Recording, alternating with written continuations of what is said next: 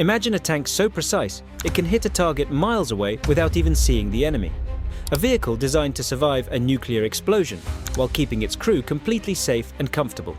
This is the Challenger 2, and Ukraine is using it in a way no one in the military world ever expected.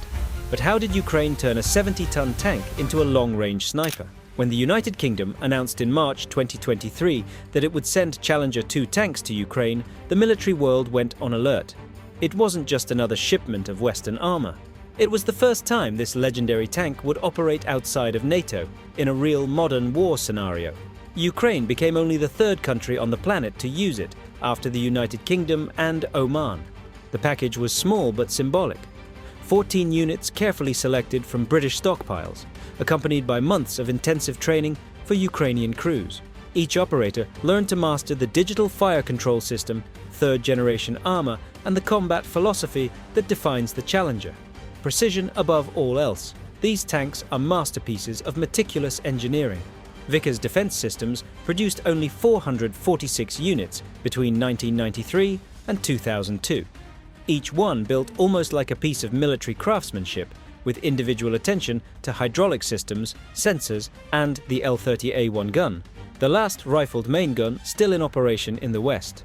And while the Ukrainians were learning to operate these steel jewels, the British Army was already planning ahead, retiring 79 of its Challenger 2s and upgrading 148 to the new Challenger 3 model. That decision raised an inevitable question. Were the tanks sent to Ukraine aging veterans on the verge of retirement, or units carefully modernized for a new kind of war? The 14 British tanks that crossed into Ukraine might have seemed, at first glance, insignificant compared to the scale of the war. After all, while Russia had already lost more than 4,000 tanks since the invasion began, and Ukraine about a third of that, the British reinforcements weren't going to change the numbers on the battlefield. But that was never the point. The impact of their arrival wasn't about quantity, it was about the message. The United Kingdom didn't just send tanks, it sent a political and military signal. The West would no longer remain a backstage defender. It became the first country to break the taboo of supplying frontline combat vehicles, something neither the United States nor Germany had dared to do until then. And the effect was immediate. The British decision triggered a domino effect. Within days, Berlin authorized the Leopard 2, Washington approved the deployment of M1 Abrams tanks, and even Eastern European countries, like Poland and the Czech Republic, began modernizing and transferring their Soviet-era armor to the Ukrainian front. In total, more than 300 Western tanks arrived in the country over the following months, redefining Kyiv's firepower. For a Ukraine that, at the start of the war, had lost more than half of its T-64BV fleet, that aid wasn't just vital, it was transformative. Suddenly, the Ukrainian army stopped relying on Soviet models and began operating digital precision machines equipped with thermal sensors and reactive armor that completely changed the way battles were fought. The Challenger opened the door to a new phase of the war, one where quality, not quantity, began to define the battlefield. And what the Ukrainians did with those British tanks, how they adapted them and turned them into near-surgical precision weapons, is what truly left the world speechless. At the start of the war, tanks were still seen as the classic symbol of brute force. Russia and Ukraine used them the traditional way, clearing paths for infantry, breaking through trenches, and crossing minefields under artillery cover. It was the textbook model of ground warfare, tanks on the front line, infantry right behind. But that logic didn't last long. The rise of FPV drones, small first-person controlled vehicles, changed everything. Cheap, fast, and deadly, these drones began hunting tanks like invisible predators. Equipped with high-resolution cameras and anti-armor warheads, they could dive straight into vulnerable openings, striking engines, turrets, and even crews in motion. Suddenly, the hunter became the hunted. The consequences were devastating, especially for Russia. Independent reports estimate that roughly two-thirds of Russian tank losses came directly from drone attacks. The psychological impact was so severe that entire tank columns began hiding in forests, avoiding open roads out of fear of being filmed and destroyed within seconds. Russia's doctrine of massed advances, built on quantity and saturation, was completely dismantled by drones that cost less than the fuel of a T-90. But Ukraine felt the blow too. During the 2023 counter-offensive, even with modern Leopards and Challenger 2s, Ukrainian forces discovered that tanks alone could no longer break through Russian defenses. Mines, guided artillery, and swarms of drones turned every advance into a deadly trap. That was the moment Kiev realized the era of conventional tank warfare was over. To survive, armored vehicles needed a new purpose, not as battering rams, but as platforms for precision and survivability. And that's exactly where the Challenger 2 stood out, because unlike the others, it didn't need brute strength to win. It won with vision, distance, and precision, something Ukraine would soon learn to exploit to the fullest. While most armies around the world were still trying to figure out how to survive on a battlefield dominated by drones, Ukraine did something no one expected. It turned the Challenger 2 into a long-range sniper. Instead of advancing alongside infantry, these tanks began operating miles behind the front line, using fixed positions and precise coordinates provided by reconnaissance drones. The concept was simple, yet brilliant. Use an assault tank as if it were precision artillery.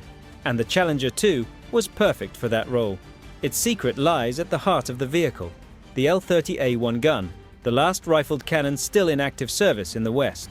Unlike smoothbore guns used by almost every other modern tank, the L-30A1 spins the projectile as it leaves the barrel, stabilizing it in flight and delivering stunning accuracy at targets miles away. With HESH rounds, high explosive squash, head shells designed to flatten the explosive on impact before detonation, the Challenger 2 can neutralize bunkers, fortifications, and light armor without ever getting close. But it's not just the gun that makes it deadly. Its digital fire control system, powered by a 32-bit ballistic computer, calculates variables like wind, temperature, target speed, and even the curvature of the terrain, all in real time. This allows the commander to switch between multiple targets at the press of a button, while the stabilization system keeps the aim perfectly steady, even on the move. The panoramic thermal sight and laser rangefinder make it possible to engage enemies invisible to the naked eye, turning the Challenger 2 into a kind of steel sniper, capable of hitting targets other tanks can't even see. But precision means nothing without survivability. That's where its legendary Chobham armor comes in, a multi-layer composite of ceramic and steel with a classified British formula. Combined with its NBC protection system, nuclear, biological, and chemical, and a design that reduces radar signature, the Challenger 2 is literally built to fight in extreme environments, from conventional wars to radioactive battlefields. These features made it ideal for Ukraine's new strategy: operate safely, from a distance, and strike without being seen. The final touch came from above. Ukrainian reconnaissance drones, from small Mavics to the Bayraktar TB2, began working hand-in-hand with the Challengers. Drones identified targets, corrected shots, and relayed precise coordinates, creating an unprecedented synergy between British engineering and Ukrainian tactics. In just a few months, this integration made the tanks an invisible threat. They fired, withdrew, and vanished, leaving behind nothing but craters and rising smoke on the horizon. The Challenger stopped being just a relic of the NATO era. It became living proof that intelligence and adaptation still triumph over brute force. And the most remarkable part? This reinvention didn't just save the British tanks on the battlefield, it might redefine the role of armoured vehicles in every war to come. Even with all its precision and power, the Challenger 2 is not invincible. It faces serious challenges: rare spare parts, hard-to-find ammunition, and a main gun that's no longer in production. Each shot fired today is almost a relic, a fragment of an era when tanks ruled the battlefield. But that's exactly where Ukraine's brilliance shines through. With ingenuity and adaptation, Ukraine took a vehicle designed for frontal assaults and turned it into a modern precision weapon, integrated with drones, sensors, and tactical intelligence. What was once an assault tank is now a surgical long-range weapon, a fusion of old British engineering and new digital warfare.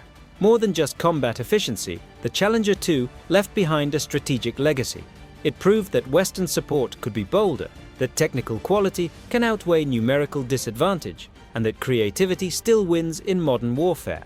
These tanks may be few in number, but the idea they represent, reinvention, precision, and courage, goes far beyond the trenches. And now I want to hear from you. Do you think this is the new era of tank warfare, or just an exception in the chaos of modern war? Share your thoughts in the comments, subscribe to the channel, and turn on the notifications, because while Ukraine is redefining the role of tanks with precision and intelligence, Russia is taking a different path, trying to resurrect the past. old tanks, patched together and sent back to the front, as if time itself could be reversed. Want to see what happened when these steel zombies went into battle? Click the card on the screen and find out the result.